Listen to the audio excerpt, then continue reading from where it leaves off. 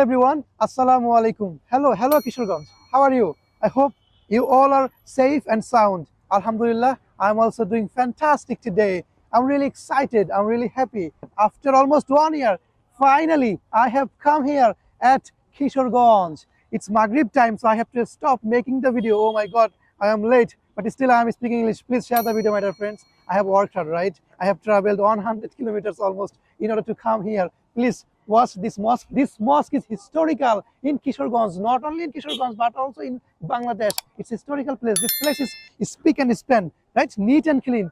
It's not only neat and clean but also wonderful. Look at this.